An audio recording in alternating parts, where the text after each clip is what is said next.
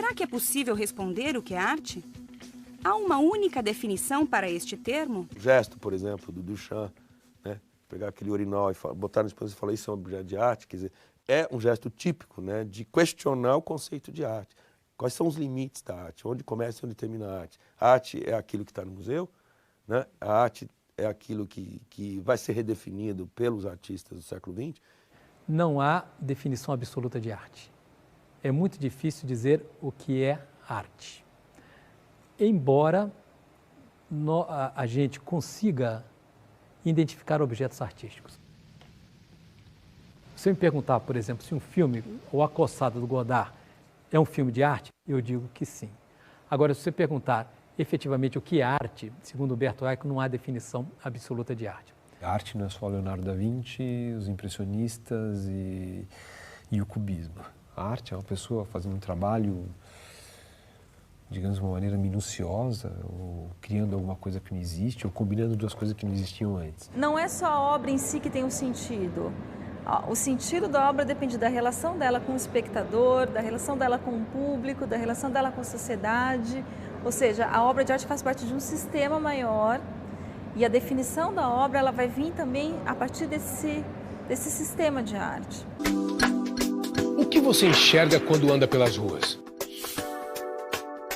Nosso olhar é como a lente de uma câmera fotográfica. E quando miramos o olhar em algum ponto, é porque alguma coisa nos chamou a atenção. Nos provocou algum sentimento. Encantamento. Indignação. Se você quer saber o que é arte, volte para a Terra uns 100 anos depois que alguma coisa fez, e aquilo que tiver sobrevivido será arte. É uma ideia. Poderia te dar uma outra ideia dizendo que arte é aquilo que se opõe à cultura.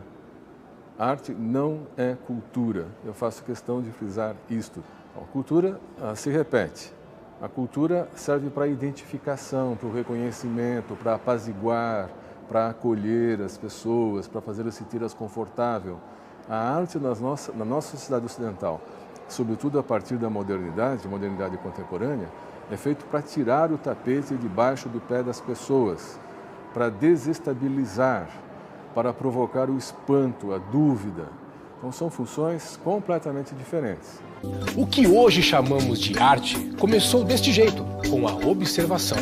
Os homens das cavernas pintavam nas pedras aquilo que observavam à sua volta.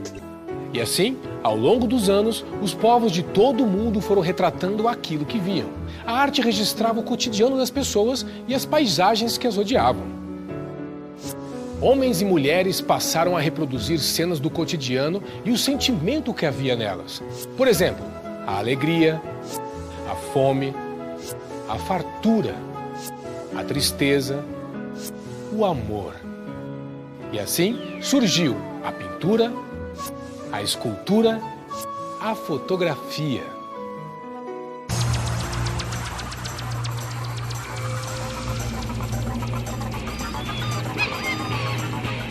Todos os dias, nossos sentidos são inundados por cores, sons, movimentos, formas, luzes, texturas. São estímulos visuais, sonoros, táteis. E nós usamos desses elementos para nos expressar. O movimento, o som, a forma e a cor são elementos fundamentais do chamado fazer artístico. A partir da intenção, do desejo, da expressão dos artistas, esses elementos se combinam, muitas vezes em composições surpreendentes.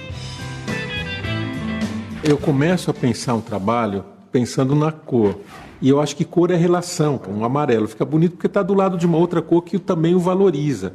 Então o trabalho da pintura é um pouco estabelecendo uma relação harmoniosa entre essas relações. Harmoniosa no sentido de que uma não destrua a outra. Mas quando é que as cores, as formas e os volumes deixam de ser elementos de uma imagem para se transformar em arte? O que dizem as cores em uma pintura? As formas e os volumes em uma escultura? Nenhuma dessas perguntas tem uma resposta simples. Um artista pode levar muito tempo pesquisando, descobrindo e redescobrindo como usar e combinar esses elementos para expressar sentimentos, pensamentos e ideias. É óbvio que a gente supõe sempre que o que torna uma obra de arte é ela ter sido feita por um artista. Isso é um pressuposto. Porque o artista tem uma intenção, porque o artista tem uma linguagem, ele tem uma visão de mundo, ele traduz essa visão de mundo realizando obras das mais variadas características. Pode ser uma pintura, uma fotografia, uma escultura, pode ser alguma coisa, inclusive, que nem se assemelha a isso, porque hoje a noção de arte ela se ampliou consideravelmente. O que se demanda de um objeto de arte, o que se espera, o que se chama, são objetos que trazem à mente relações, despertam, destravam em nós determinados aspectos que não são comuns, não são ordinários, não são habituais, não são triviais. Eu posso ter uma ideia, eu vou pintar tal coisa, mas é no exercício da pintura que aquilo vai ganhando uma verdade. Ela vai se mostrando na sua realidade, o seu limite, os seus conteúdos, se é bom, se não é, vai fazendo sentido para mim. Esse sentido só vai se fazendo à medida que eu vou trabalhando. No caso da fotografia branco e preto, ela concentra o significado, né, das imagens em determinados aspectos. Né? Por exemplo, de repente você pode ter uma foto ela ser mais dramática quando você joga preto e branco. Mas também ela pode ser bastante dramática quando você tem um vermelho intenso de uma pessoa que foi assassinada. Entendeu? Então, tudo depende de como você articula essas linguagens. Quer dizer, quando você quer retirar a informação de uma determinada imagem, você retira a cor, por exemplo, né? Ou você quer criar uma outra sensação, você adiciona a cor, satura a cor, né? Exagera a cor, né?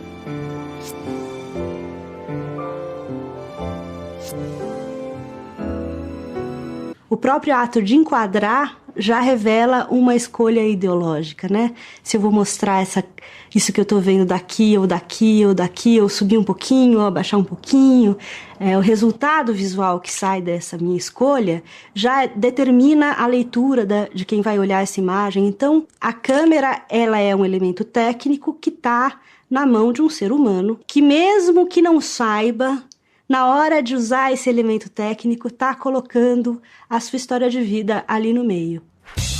Intencional ou não, é a partir da organização de elementos feita pelo artista que a arte acontece. Mas será que esses elementos possuem um significado?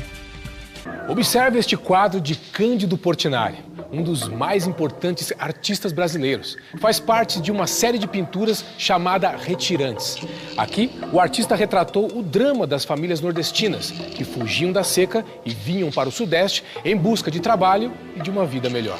As cores estão um pouco apagadas, parecem desgastadas. Ele fez isso com uma intenção. O que você vê no Retirante são pessoas dizimadas, são pessoas à beira da morte. É uma pintura fúnebre, é uma pintura de grandes proporções, ela tem 2 metros de altura, enfim. É algo bastante imponente. E tudo nela fala de morte. Ela coloca o chão rebaixado, o chão é bem uma linha baixa, e aí vem o céu muito forte, muito incandescente, é uma atmosfera árida, como se tivesse o sol a pino, quase que sem sombra. Então você vê que aquilo é muito seco. Tem a ver, portanto, com um sertão sem água, onde essas pessoas vivem. A própria criança que está meio no centro da pintura, abrigada no colo da mãe, ela parece mais um fantasma, ela não parece uma criança.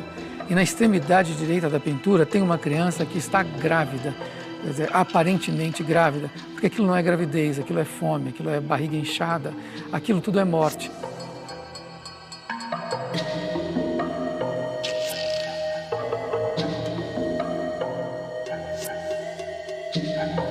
Você não tem obra sem ter espectador. E aí, então, o cara que entra em contato com uma pintura, com qualquer objeto, e fica fascinado, ele começa a lançar significados sobre aquilo. Às vezes, alguém que produziu aquilo tinha esses significados em mente. Outras vezes não, isso é que é interessante. As pessoas sentem muita necessidade de descobrir o que é. O que isso quer dizer? Esse problema de o que uma coisa quer dizer, normalmente mata a coisa, esse é um problema. Então tome cuidado com isso em primeiro lugar, porque uma boa obra, ela é inesgotável, então as interpretações são todas provisórias. O Duchamp tem uma frase que eu gosto muito, ele fala assim: entre o que você planeja fazer e o que de fato você faz, existe uma diferença. Essa diferença se chama arte. Os elementos que estão presentes no nosso dia a dia são os mesmos que os artistas utilizam para criar uma obra de arte. Mas como é que se faz para interpretar esse conjunto de elementos? Como é que se lê uma obra de arte? Por exemplo, um sujeito que gosta de futebol consegue enxergar determinadas nuances dentro do que está acontecendo, quem que deve entrar, aquele sujeito deve sair, o time está falhando do lado direito, não é? Que vai muito longe de um cara que seja um simples espectador que entrou lá e está fascinado por aquele jogo. Porque é bonito, porque é um belo espetáculo, não é? Então, você pode, diante de uma pintura, diante de um trabalho, ficar fascinado por um determinado aspecto primeiro. Mas a obra de arte, como um jogo de futebol, vai interessar pelas outras camadas. Tudo isso é treino, tudo isso é estudo. E também no campo da arte isso acontece como em qualquer outro campo humano. Se a pessoa se aproxima com sensibilidade, enfim, não precisa ter bagagem cultural, não precisa ter erudição para entender. Dá para entender que tem duas cruzes, dá para entender o vermelho. Mas a gente nunca vai entender exatamente o que o artista queria passar, porque ele estava fazendo aquilo, ele tem os entendimentos dele. É sempre diferente para quem olha, porque a pessoa traz a sua bagagem de entendimento. Eu tive a impressão que parecia uma bandeira de algum país. Tem que deixar a imaginação rolar, senão não chega em nenhum sentido. Na arte não existe sem espectador. É ele quem fecha o círculo. É ele que está na outra ponta. A obra de arte começa e termina naquele que está se relacionando. Quer dizer, o artista é só um agente desse papel. Ele é fundamental. Sem ele não há obra, mas sem espectador nada acontecerá. As marcas do mundo industrializado foram incorporadas pela pop art, movimento artístico criado nos anos 50. A pop art, ela utiliza as imagens, os ícones da sociedade de consumo. Ela capta, ela faz uma releitura desses ícones da sociedade de consumo, não é isso? Como o cinema nos mergulha na nossa contemporaneidade, a pop art também. Ela pega essas imagens com as quais nós convivemos e as situa de maneira tal que nós podemos vê-las com os novos olhos, né? Todo o nosso diálogo, ele abrange um período das revoluções por minuto, né? E essas revoluções foram levadas ao extremo durante o século XX, ali com os movimentos de vanguarda, né? Isso, onde o que era fundamental era você mostrar o mundo com olhos novos, quer dizer, você abolir os códigos de produção artísticos existentes anteriormente. Tanto que o Adorno tem uma frase, que as manifestações artísticas, elas vivem a questão revolucionária naquilo que lhes é próprio, porque a vanguarda, ela carrega tensão. A revolução não é tensa, não é transformação do mundo, a vanguarda está sempre transformando, não é isso? Então, a pop art foi uma dessas rupturas, como houve outras, e como continua havendo, né? Agora, na virada do século. Il y a la culture, qui est de la règle. Il y a l'exception, qui est de l'art. Tous disent la règle, cigarette, ordinateur, t-shirt, télévision, tourisme, guerre. Personne ne dit l'exception. Cela ne se dit pas, cela s'écrit. Flaubert, Dostoïevski, cela se compose, Gershwin, Mozart. Cela se peint, Cézanne, Vermeer. Cela s'enregistre, Antonioni, Vigo.